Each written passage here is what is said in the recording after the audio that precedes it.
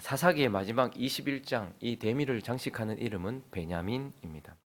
베냐민이라는 이름은 결국 하나님의 백성들이 여호와의 목전에서 악을 행하고 그리고 각기 자기의 소견대로 행하면 결국 어떻게 되는지를 보여주는 비극적인 결말을 보여주는 이름이 되었습니다. 결국 어떻게 되는 것입니까? 21장 3절은 이렇게 말하고 있는데 읽어보겠습니다. 시작.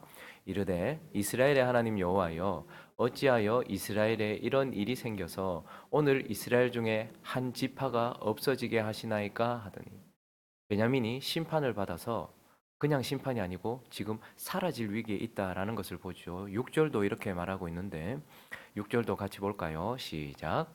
이스라엘 자손이 그의 형제 베냐민을 위하여 뉘우쳐 이르되 오늘 이스라엘 중에 한 지파가 끊어졌도다.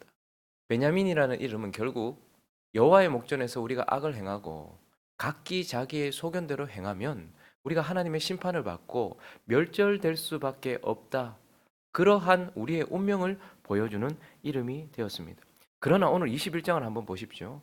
선입견을 가지고 보지 마시고 이스라엘 백성들에 대한 선입견을 가지고 보지 마시고 지금 이런 상황에 처해 있는 이런 상황 속에서 21장 전체는 무엇을 말해주고 있는가 하면 이런 심판을 받아 사라질 위기에 멸절의 위기에 처해 있는 하나님의 백성들을 건지기 위한 열심으로 가득 차 있어요. 어떻게 하면 이렇게 심판받아 사라질 수밖에 없는 하나님의 백성들을 건져낼 수 있을지, 구해낼 수 있을지 그 구해내기 위한 열심이 기록되어 있다라는 것을 보게 됩니다. 그러므로 이 사사기를 마치면서 이 마지막 장을 통하여서 사라져버릴 수밖에 없는 이스라엘 백성들을 구원하기 위한 사람들의 열심과 그리고 그것을 마지막에 기록하시면서 결국 사사기 전체를 통하여서 사라져버릴 수밖에 없는, 없어져 버릴 수밖에 없는, 멸절될 수밖에 없는 하나님의 백성들을 구하기 위한 하나님의 열심, 이것을 마지막으로 살펴보려고 합니다. 그 첫 번째는요, 스스로 왕된 자들의 방법, 그들의 열심을 오늘 21장은, 마지막 장은 우리에게 보여주고 있습니다. 한번 16절을 한번 볼까요? 회중의 장로들이 이르되 베냐민의 여인이 다 멸절되었으니 이제 남은 자들에게 어떻게 하여야 아내를 얻게 할까 하고 17절도요. 또 이르되 베냐민 중 도망하여 살아남은 자에게 마땅히 기업이 있어야 하리니 그리하면 이스라엘 중에 한 지파가 사라짐이 없으리라. 지금 이제 사라져가는 베냐민 지파를 보면서 긍휼이 발동하기 시작했습니다. 하나님의 백성들 안에 이대로 있다가는 진짜 하나님의 백성들이 사라지겠다, 멸절하겠다라는 현실을 자각하게 되었고 그들에 대한 긍휼과 그들에 대한 구해내야 된다라는 그런 열심들이 발동하고 있는 것을 보게 됩니다. 그래서 어쨌든 지금 심판받아 멸절의 위기에 처해 있는 하나님의 백성들을 건지기 위하여 그들 속에 일어난 긍휼을 통하여서 이들이 지금 간구해낸 방법이 무엇인가 하면 11절을 한번 볼까요? 읽어보겠습니다. 시작. 너희가 행할 일은 모든 남자 및 여자와 잔 여자를 남자와 잔 여자를 진멸하여 바칠 것이니라 하였더라. 야베스 길앗 사람들을 죽이고 그래서 거기 있는 여자들 중에 남자와 동침하지 않은 사람들을 해서 그래서 그들이 아내를 맞이해서 계속해서 자손을 이어갈 수 있도록 그 멸절될 위기에서 건져낼 수 있도록 하기 위해서 지금 어쨌든 사라져가는 이스라엘 백성을 하나님의 백성을 건지기 위해서 어떻게 해요? 다른 이를 죽여서 건져내려고 하고 있다는 것을 보게 돼요. 이어지는 12절은요. 또 이렇게 말하고 있는데 그들이 야베스 길앗 주민 중에서 젊은 처녀 400명을 얻었으니 얻은 게 아니고 죽이고 빼앗았죠. 빼앗아서 그들과 아직 남자와 동침함이 한 일이 없어 남자를 알지 못하는 자들을 실로 진영으로 데려와서 베냐민 지파에게 줌으로써 그렇게 해서 살리려고 하고 있고 오늘 본문도 한번 볼까요? 오늘 본문 21절을 보시면 보다가 실로의 여자들이 춤을 추러 나온 여호와의 절기 때 아마 이때가 뭐 추수를 할 때가 아닐까 싶어요. 어쨌든 지금 하나님 앞에 감사하는 절기를 맞이하여서 하나님께 영광을 돌리고 있는 그때에 보고 있다가 너희는 포도원에서 나와서 실로의 딸들 중에서 각각 하나를 붙들어 가지고 자기 아내로 삼아서 베냐민 땅으로 데리고 가라라고 말해요.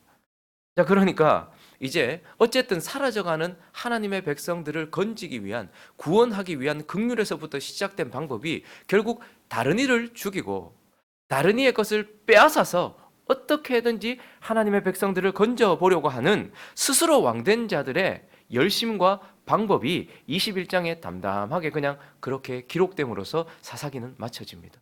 그러나 이제 하나님께서 정말 이 사사기를 이렇게 마무리하시면서 우리에게 말씀해 주고 싶은 것은 무엇일까요? 이렇게 사라져가는 이스라엘 백성들을 건지기 위한 스스로 왕된 자들의 열심과 방법을 통하여서 이제 우리에게는 그러면 하나님은 어떻게 하시냐? 그러면 왕 대신 예수 그리스도는 어떻게 하시나? 그래서 두 번째는 왕 대신 예수 그리스도의 열심과 방법. 그래서 사사기 전체가 결국 사라져 버릴 수밖에 없는 하나님의 백성들을 건지기 위한 예수의 열심과 그분의 방법은 무엇인가를 지금 우리에게 전체를 다시 한번 돌아보면서 마무리 짓게 해주고 있습니다. 우리는 사사기뿐만 아니라 성경 전체를 통하여서 우리의 왕 대신 예수 그리스도가 사라져버릴 수밖에 없는, 심판받아 사라져버릴 수밖에 없는 하나님의 백성들, 저와 여러분을 건지기 위해서 어떤 방법으로 우리를 건져주셨는지 알고 있습니다. 스스로 왕된 자들은 다른 이를 죽여서 하나님의 백성들을 건지려고 했고 다른 이의 것을 빼앗아서 건지려고 했어요. 그러나 왕 대신 예수 그리스도는 어떻게 하십니까? 자신을 죽여서 그리고 자신의 것을 주셔서 하나님의 사람들을 건지려고 했다라는 것을 보게 되고, 이제 이 사사기를 마무리하면서 우리는 그렇게 자신을 죽이고 자신의 것을 주셔서 우리를 건지시려고 하는 예수 그리스도가 어떠한 분인지, 그리고 어떠한 방법으로 우리를 건지시는지를 보여주는 것이 사사기다라고 우리에게 말해주고 있어요. 그래서 사사기 전체에 나오는 특별히 6명의 대사사를 통해서 하나님은 다시 한번 우리에게 심판받아 멸절할 수밖에 없는 하나님의 백성들을 건지기 위하여 자기 자신을 주실 예수 그리스도가 누구신지, 어떠한 분이신지, 그리고 그분이 어떻게 우리를 건지시기 위하여 죽으시는지를 보여준다라는 것이고, 그래서 우리가 앞에 살펴보았던 사사기에 나오는 6명의 사사들을 대사사라고 부르는데, 그들을 대사사라고 부르는 이유는 그들의 관련된 내용이 많았기 때문이었다라고 말씀을 드렸어요. 그러나 그들을 대사사로 부르는 이유는 오늘 이 마지막 장면에서 그들이 우리를 건지기 위하여 자신을 주실 예수 그리스도를 고스란히 보여주기 때문에 대사사라고 말하고 있고, 그 6명의 대사사를 통해서 우리는 우리를 위해 자신을 주실 예수 그리스도에 대해서 보게 되는 거예요. 그래서 첫 번째 우리가 다시 한번 기억해 보죠. 사사기 전체를 정리하면서 첫 번째 사사가 누구입니까? 온니엘. 그렇죠. 온니엘이라는 사사입니다. 근데 이 온니엘이라는 사사의 특징이 무엇이죠? 한번 살펴볼까요? 3장 9절에 우리가 온니엘이라는 사사를 다시 한번 기억해 보십시오. 첫 번째 사사였어요. 그런데 이 사사에 대한 특징 읽어보겠습니다. 시작. 이스라엘 자손이 여호와께 부르짖음에 여호와께서 이스라엘 자손을 위하여 한 구원자를 세워 그들을 구원하게 하시니 그는 곧 갈렙의 아우 그나스의 아들 온니엘이라. 온니엘이라는 이름을 등장시킬 때에 온니엘은요, 그 앞에 그의 역사를 보면 갈렙을 고스란히 생각나게 해요. 그래서 그냥 온니엘이라고 하지 않고 갈렙과 연결시켜서 갈렙의 아우 그나스의 아들 온니엘이라는 거예요. 그러니까 갈렙을 담은 자가 온니엘이고 또 다른 갈렙이 온니엘이라는 것을 우리는 보았습니다. 그래서 이 온니엘이라는 사사를 등장시키심으로써 우리를 구원하기 위하여 자신을 죽이시며 자신의 모든 것을 주실 예수 그리스도는 이 온니엘처럼 하나님을 고스란히 담으신 분이고 또 다른 하나님이다라는 것을 우리에게 보여주시는 것이죠. 그래서 예수 그리스도는 요한복음 14장 9절에 이렇게 말씀하셨습니다. 읽어볼까요? 읽어주십시오. 시작. 예수께서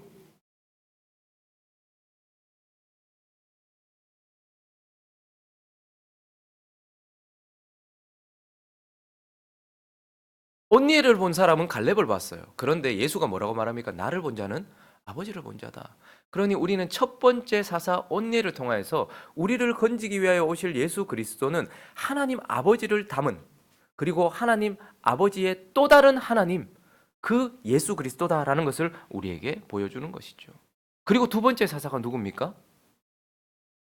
에훗입니다. 대사사 에훗. 그의 특징은 무엇입니까? 3장 15절. 예, 맞습니다. 우리 권사님 잘 기억하고 계시네요. 읽어보겠습니다. 시작.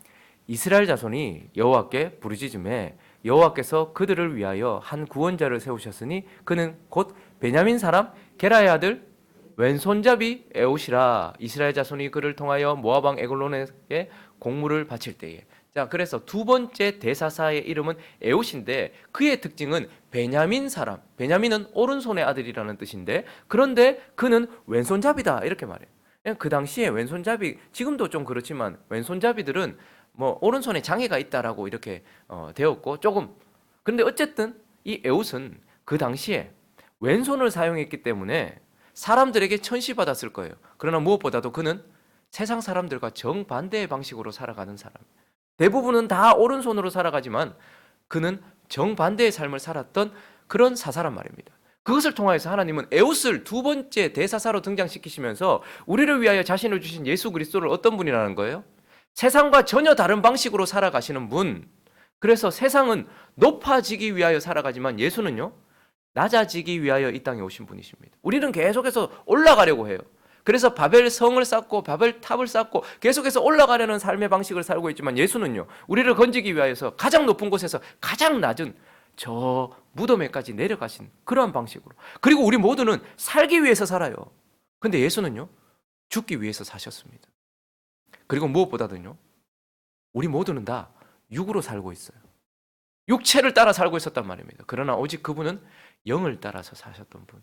그러니 예수 그리스도는 에웃과 같이 우리와 정반대의 삶, 세상과 정반대의 삶을 살아가실 분이다. 그러한 분이시다라는 것을 이 두 번째 대사사 에웃을 통해서 보여주셨습니다.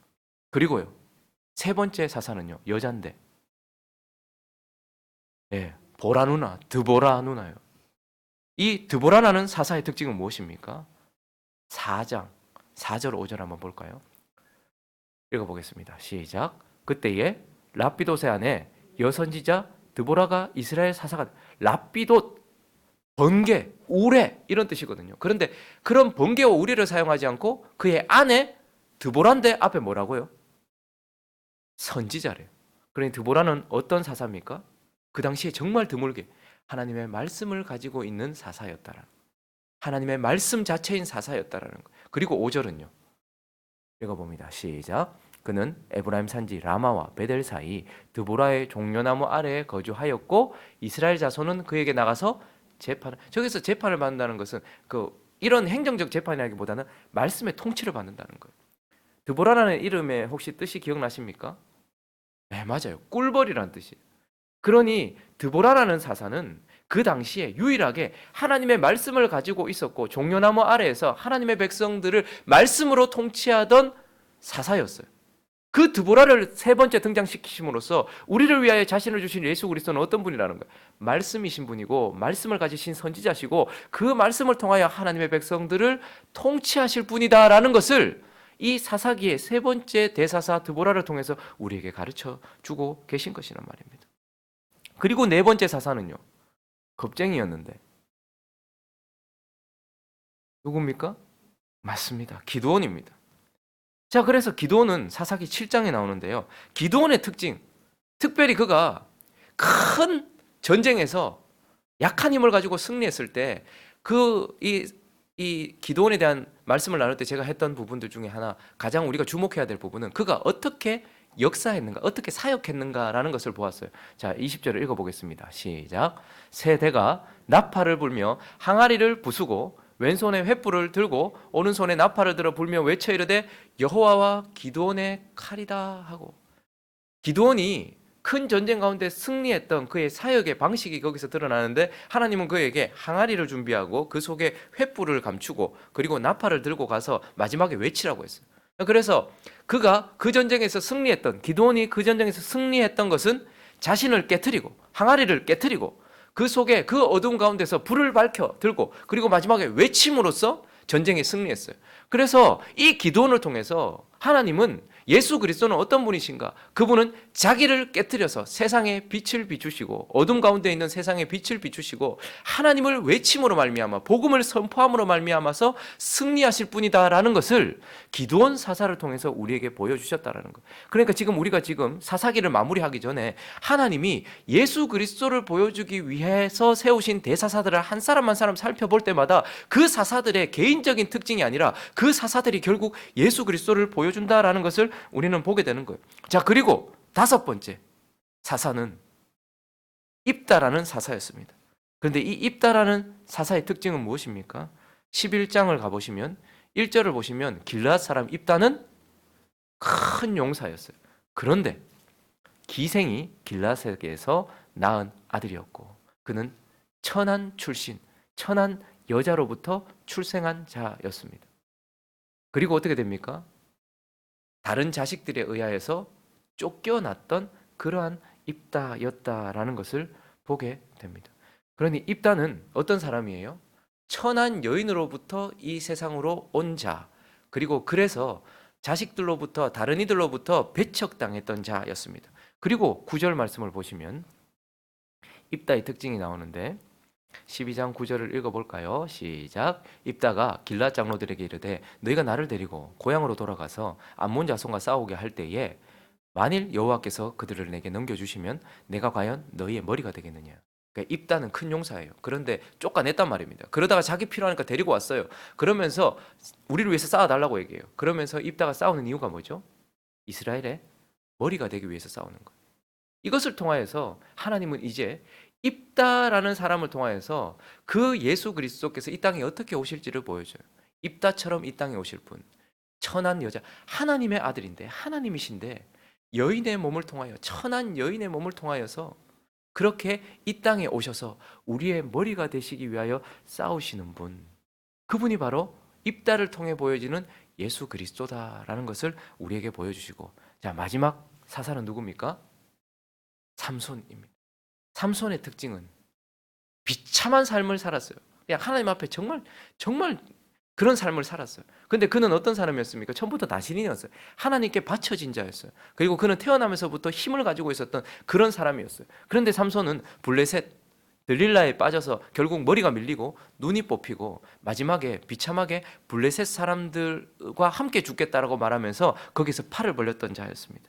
그래서 16장 30절을 읽어보면 결국 삼손의 죽음이 등장하는데 읽어보겠습니다. 시작.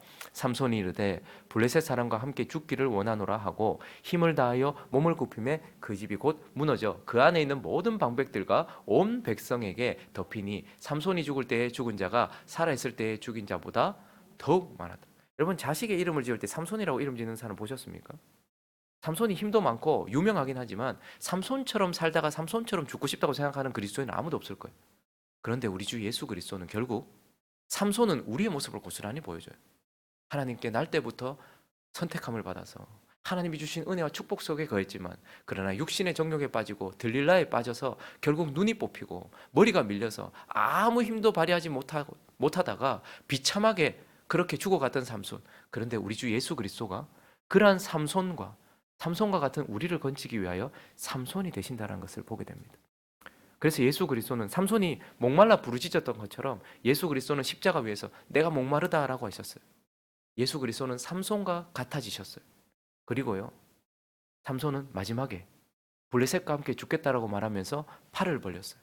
우리 주 예수 그리스도도 블레셋과 같은 우리, 육체의 정욕에 빠져있는 우리와 함께 죽으시기 위하여 십자가에서 팔을 벌리셨고 거기에서 죽으심으로 말미암아 살아있을 때에 역사하셨던 것보다 훨씬 많은, 그래서 그의 죽음을 통하여서 이스라엘 백성을 건지는, 그래서 예수 그리스도는 입다처럼 이 땅에 오셔서 우리의 머리가 되기 위하여 싸우셨고 삼손처럼 죽으심으로 우리를 구원하신 분이다라고 우리에게 말해주면서 결국 사사기 전체를 통하여서 우리의 왕 되신 예수 그리스도는 온니엘과 같이 하나님을 그대로 담은 하나님으로서 이 땅에 오셔서 애옥과 같이 이 세상과 정반대의 삶을 사시면서 드보라와 같이 말씀을 가지고 우리를 통치하시고 기드온과 같이 자신을 깨트려 우리에게 빛을 주시고 복음을 선포하심으로 우리를 건지시기 위하여서 입다처럼 이 땅에 오셔서 삼손처럼 죽으신 그러한 방법으로 우리를 건지신 유일한 사사다라고